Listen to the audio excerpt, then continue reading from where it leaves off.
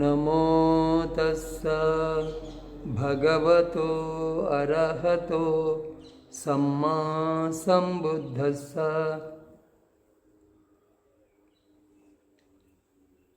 దీఘనికాయలో మనము ఇంతకుముందు శ్రామణ్య ఫలసూత్రాన్ని పూర్తి చేసుకున్నాం. ఈరోజు 3వ సూత్రము అంబట సూత్రం. ఒక సమయంలో భగవానుడు 500 భిక్షువులు గల పెద్ద భిక్షు సంఘంతో కోసలలో చారిక చేస్తూ ఇచ్చానంగళం అనే పేరు గల బ్రాహ్మణ గ్రామానికి చేరుకున్నాడు. అక్కడ ఇచ్చానంగళంలో భగవానుడు ఇచ్చానంగళ వనఖండంలో ఉన్నాడు. ఒకప్పుడు బుద్ధ భగవానుడు 500 మంది భిక్షువులు గల పెద్ద భిక్షు సంఘంతో పాటు కోసల దేశంలో కాలినడకన ప్రయాణం చేస్తూ ఇచ్చానంగళం అనే పేరు గల బ్రాహ్మణ గ్రామానికి చేరుకున్నాడు. ఈ జనపద చారికాని అంటే వర్షావాసం తర్వాత, ఆ 3 నెలల వర్షావాసం ముగిసిన తర్వాత పల్లెలు పట్టణాలు గ్రామాలు అన్నీ తిరుగుతూ ధర్మాన్ని ప్రచారం చేస్తూ ఉంటారు కదా. అందులో భాగంగానే చారిక చేస్తూ భగవానుడు ఇచ్చానంగళం అనే పేరు గల బ్రాహ్మణ గ్రామానికి చేరుకొని అక్కడ ఒక అడవి భాగంలో ఉంటూ ఉన్నాడు. ఇచ్చానంగళం అనే పేరు గల వన విభాగంలో ఉంటూ ఉన్నాడు. ఆ సమయంలో పోక్కరసాతి బ్రాహ్మణుడు ఉక్కట్టలో నివసిస్తున్నాడు. గడ్డి, కట్టెలు, నీరు, ధాన్యము ప్రజలతో సహా అది అతనికి కోసల రాజుచే బ్రాహ్మణ దానంగా ఇవ్వబడింది. కోసల రాజు ఈ ప్రసేనజిత్తు చేత ఈ పోక్కరసాతి బ్రాహ్మణునికి ఈ ఉక్కట్ట గ్రామము అన్ని హక్కులతో సహా దానంగా, బ్రాహ్మణ దానంగా ఇవ్వబడ్డది.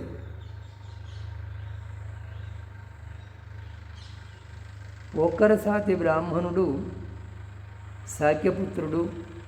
శాక్య కులం నుండి ప్రవ్రజించిన శ్రమణ గౌతముడు 500 భిక్షువులు గల పెద్ద భిక్షు సంఘంతో కోసలలో చారిక చేస్తూ ఇచ్చానంగళానికి చేరుకొని అక్కడ ఇచ్చానంగళ వనఖండంలో ఉన్నాడు అని విన్నాడు.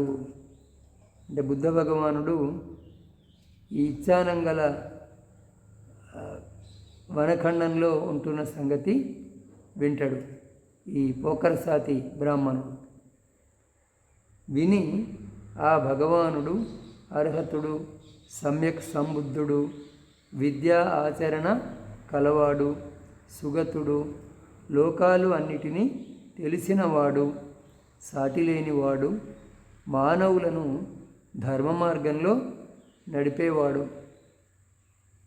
దేవ మానవులకు గురువు బుద్ధ భగవానుడు అని దేవసహిత, మారసహిత, బ్రహ్మసహిత, శ్రమణ బ్రాహ్మణ ప్రజాసహితమైన ఈ లోకంలో రాజులు మానవులలో అతడు స్వయంగా అభిజ్ఞలను సాక్షాత్కరించుకొని తెలుసుకున్నాడని, అతడు ఆది కళ్యాణ, మధ్య కళ్యాణ, అంత్య కళ్యాణ సహితము, అర్థసహితము, అక్షర సహితము, కేవల పరిపూర్ణము, పరిశుద్ధము అయిన బ్రహ్మచర్యాన్ని ప్రకాశింపజేస్తున్నాడని, అతని మంగళమయ కీర్తి అంతటా వ్యాపించి ఉంది.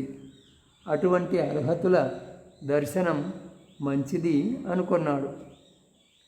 ఇప్పుడు పోక్కరసాతి బ్రాహ్మణుడు, ఆ ఉక్కట్ట గ్రామానికి అధిపతి అయినటువంటి పోక్కరసాతి బ్రాహ్మణుడు భగవానుని యొక్క సుగుణాల గురించి విన్నాడు. ఆ భగవానుడు జీవన్ముక్తుడు, తర్వాత సమ్యక్ సంబోధి జ్ఞానాన్ని స్వయంగా పొందినవాడు, విద్య ఆచరణ కలిగినవాడు. ఈ విధంగా మనము ప్రతి సూత్రంలో ఏదో ఒక సందర్భంలో భగవానుని యొక్క గుణాల గురించి చెప్పుకుంటూ ఉంటాం. ఆ విధంగా ఆ భగవానుని యొక్క గుణాలను గురించి విని ఇంకా అతడు ఆది మధ్యాంతాలలో కళ్యాణకరమైనటువంటి ధర్మాన్ని బోధిస్తూ ఉన్నాడు అని, పరిశుద్ధమైనటువంటి బ్రహ్మచర్యాన్ని లోకంలో ప్రకాశింపజేస్తున్నాడు అని ఆయన శుభకీర్తి, మంగళమయమైన కీర్తి అంతటా వ్యాపించి ఉన్నది. అటువంటి అర్హతుల దర్శనము మంచిది అనుకున్నాడు. ఆ సమయంలో పోక్కరసాతి బ్రాహ్మణుని వద్ద అంబట్టుడు అనే పేరు గల బ్రహ్మచారి శిష్యుడు ఉన్నాడు. అతడు అధ్యయనపరుడు, మంత్రధరుడు, నిఘంటు, కేటుభు, అక్షర ప్రభేదము, 5వదిగా ఇతిహాసంతో సహా 3 వేదాలలో పారంగతుడు, కవి, వ్యాకరణవేత్త, లోకాయతంలో మహాపురుష లక్షణాల జ్ఞానంలో నిపుణుడు, పాండిత్యంలో, వ్యాఖ్యానంలో త్రివేదాచార్యుడైన గురువుచే నాకు తెలిసినదంతా నీకు తెలుసు, నీకు తెలిసిందంతా నాకు తెలుసు అనిపించుకున్నవాడు. ఆ పోక్కరసాతి బ్రాహ్మణుని వద్ద అంబట్టుడనే పేరు గల బ్రహ్మచారి శిష్యుడు ఉండేవాడు. ఆయన అధ్యయనపరుడు, వేదాధ్యయనం చేసేవాడు, వేద మంత్రాలని ధరించినవాడు, నిఘంటు, కేటుబు, అక్షర ప్రభేదం, 5వదిగా ఇతిహాసంతో సహా 3 వేదాలలో పారంగతుడు, ఇంకా కవి, వ్యాకరణవేత్త, లోకాయతంలో మహాపురుష లక్షణ జ్ఞానంలో నిపుణుడు. ఇంకా ఎక్కువగా చెప్పేదేమి, గురువుతో సమానుడని గురువు చేతనే అనిపించుకున్నవాడు. నువ్వున్న చోట నేనున్నట్టే, నాకు తెలిసిందంతా నీకు తెలుసు, నీకు తెలిసిందంతా నాకు తెలుసు అని 3 వేదాలను బోధించేటువంటి గురువు చేత అనిపించుకున్నవాడు ఈ అంబట్టుడు అనేటువంటి బ్రహ్మచారి శిష్యుడు. అప్పుడు పోక్కరసాతి బ్రాహ్మణుడు అంబట్ట బ్రహ్మచారిని పిలిచి, నాయన అంబట్ట, శాక్యపుత్రుడు, శాక్య కులం నుండి ప్రవ్రజించిన శ్రమణ గౌతముడు కోసలలో చారిక చేస్తూ 500 భిక్షువులు గల పెద్ద భిక్షు సంఘంతో ఇచ్చానంగలానికి చేరుకొని అక్కడ ఇచ్చానంగల వనఖండంలో ఉంటున్నాడు. ఆ భగవానుడు అర్హతుడు అని, ఆయన ఆది మధ్యాంత కళ్యాణకరమైనటువంటి ధర్మాన్ని బోధిస్తూ ఉన్నాడు అని ఆయన శుభకీర్తి అంతటా వ్యాపించి ఉన్నది. అందుకని నాయన అంబట్ట, శ్రమణ గౌతముడు ఉన్న చోటికి చేరుకొని ఆ భగవానుడు కీర్తికి తగినట్లుగా ఉన్నాడా లేదా తెలుసుకో. ఆ భగవానుడు అతని కీర్తికి తగినట్లు ఉన్నా లేకున్నా దాని గురించి ఏ విషయము నాకు తెలియజేయు అన్నాడు. అప్పుడు పోక్కరసాతి బ్రాహ్మణుడు తన శిష్యుడు అంబట్ట బ్రహ్మచారిని పిలిచి, బుద్ధ భగవానుడు ఇచ్చానంగల వనఖండంలో ఉంటున్నాడు, నువ్వు అక్కడికి వెళ్ళి మరి ఆయన కీర్తి ఈ లోకంలో వ్యాపించిన విధంగా గొప్పవాడా కాదా తెలుసుకొని వచ్చి నాకు చెప్పు. కీర్తికి తగినట్లుగా అతను ఉన్నా ఒకవేళ లేకపోయినా ఏ విషయమో నాకు చెప్పు అని అన్నాడు. శ్రీమాన్ శ్రమణ గౌతముడు కీర్తికి తగినట్లుగా ఉన్నది లేనిది నేను ఎలా తెలుసుకోగలను అని అంబట్టుడు గురువును అడిగిండు పోక్కరసాతిని. నాయన అంబట్ట, మంత్రాలలో అంటే వేద మంత్రాలలో 32 మహాపురుష లక్షణాలు చెప్పబడినాయి. ఆ లక్షణాలు కల మహాపురుషునికి 2 గతులు, ఇంకొక గతి లేదు. అతడు ఇంటిలో ఉంటే 4 దిక్కులను జయించి రాజ్యానికి మంచి భద్రత కల్పించిన చక్రవర్తిగా, ధార్మికునిగా, ధర్మరాజుగా అవుతాడు. అతని వద్ద 7 రత్నాలు ఉంటాయి. ఆ 7 రత్నాలు ఇవి: చక్రరత్నము, హస్తిరత్నము, అశ్వరత్నము, మణిరత్నము, స్త్రీరత్నము, గృహపతి రత్నము, 7వది అమాత్యరత్నము. అంటే శ్రేష్టమైనటువంటి ఈ 7 ఉంటాయి అని. ఈ చక్రము, హస్తి అంటే ఏనుగు, అశ్వం అంటే గుర్రము, శ్రేష్టమైన ఏనుగు, శ్రేష్టమైన గుర్రము, శ్రేష్టమైన రత్నము, శ్రేష్టమైనటువంటి స్త్రీ, శ్రేష్ఠుడైనటువంటి గృహపతి. గృహపతి అంటే వ్యాపారము, వ్యవసాయము చేసేటువంటి వైశ్యుడు అని చెప్పచ్చు. ఇప్పటి భాషలో చెప్పాలని అంటే ఇప్పటి వైశ్యులు ఎవరు వ్యవసాయం చేయటం లేదు, తక్కువ. ఒకవేళ ఎక్కడైనా ఒకరిద్దరు చేయవచ్చునేమో. కానీ మనకు పూర్వము గృహపతులు వ్యవసాయము, వ్యాపారము 2 వృత్తులు చేసేవాళ్ళు.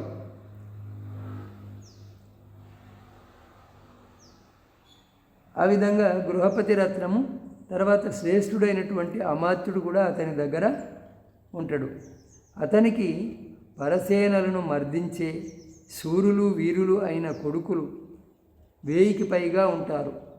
అతడు సముద్రం వరకు గల ఈ భూమిని దండము, శస్త్రము ఉపయోగించకుండా, అంటే భయపెట్టకుండా ఎవరిని ధర్మంతో, రుజుమార్గంతోనే గెలుస్తాడు. ఒకవేళ అతడు ఇంటిని వదిలి అనగారికునిగా ప్రవర్తిస్తే ప్రపంచాన్ని ఆవరించిన అవిద్య అనే ముసుగును తొలగించే అర్హతుడు, సమ్మా సంబుద్ధుడు అవుతాడు. నాయన అంబట్ట, నేను మంత్రదాతను, నీవు మంత్రగ్రహీతవు. అంటే నేను గురువును, నీవు శిష్యుడవు అని చెప్తున్నాడు చివర్లో. అయితే ఈ 32 మహాపురుష లక్షణాలు ఉన్నటువంటి వ్యక్తికి 2 గతులు. ఇంటిలో ఉంటే లోకాన్ని ధర్మంగా పాలించే చక్రవర్తి అవుతాడు. ఒకవేళ ప్రవృత్తి తీసుకుంటే ఈ ప్రపంచము ఏ అవిద్య అనే ముసుగుతో ఆవరించబడి ఉన్నదో ఆ ముసుగును, అవిద్య అనే ప్రపంచం యొక్క ముసుగును తొలగించే అర్హతుడు, సమ్మా సముద్రుడు అవుతాడు. నాయన అంబట్ట, నేను గురువును, నీవు శిష్యుడవు అన్నాడు.